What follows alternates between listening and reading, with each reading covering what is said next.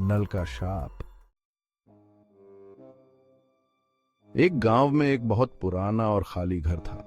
लोग उसे भूतिया हवेली कहते थे। कहते हैं कि रात को उस हवेली से अजीब अजीब आवाजें आती थीं। जो भी वहां जाता वापस नहीं आता था। गांव वाले उस हवेली से दूर ही रहते थे। लेकिन एक दिन कुछ दोस्तों ने सोचा कि वो इस रहस्य को सुलझाएंगे। राहुल, विजय, सोनू और प्रिया, ये चारों दोस्त एक रात को उस हवेली में गए। रात का समय था और चांद भी बादलों में छिपा हुआ था। धीरे धीरे वो हवेली के अंदर दाखिल हुए। अंदर का माहौल बहुत ही डरावना था। दीवारों पर पुराने और टूटे हुए चित्र थे और हर जगह जाले लगे थे। अचानक उनकी नजर एक कमरे में एक पुराने नल पर पड़ी।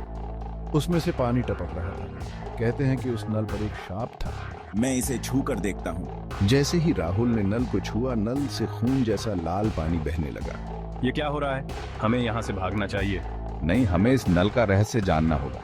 हम डरेंगे नहीं, हमें सच का पता लगाना है। चारों दोस्त बहुत डर गए थे, लेकिन उन्होंने हिम्मत करके भागने के बजाय नल के रहस्य को सुलझाने का फैसला किया। अचानक कमरे का दरवाजा अपने आप बंद हो गया। एक भयानक आवाज गूंज उठी। गोस्टली फिगर, तुम लोग यहाँ क्यों आए हो? ये नल श्रापित है, इसे छूने वाला जिंदा नहीं बचता।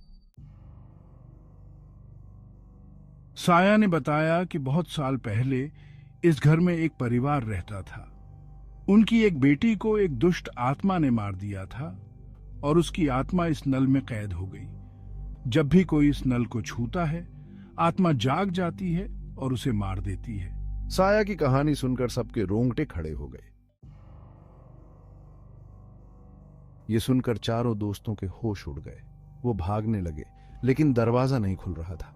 तभी साया ने कहा, तुम इस श्राप को तभी खत्म कर सकते हो जब तुम इस घर की चाबी मुझसे ले जाओ। राहुल ने हिम्मत करके साया के पास जाने का फैसला किया।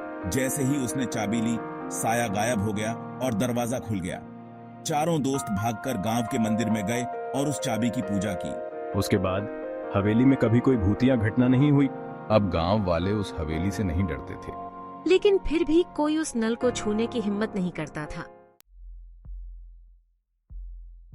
ये कहानी बताती है कि किसी भी रहस्य को सुलझाने के लिए हिम्मत और धैर्य की जरूरत होती है। चाहे कितनी भी बुरी स्थिति क्यों ना हो, सही रास्ता और सही फैसला हमें हमेशा सुरक्षित रखता है।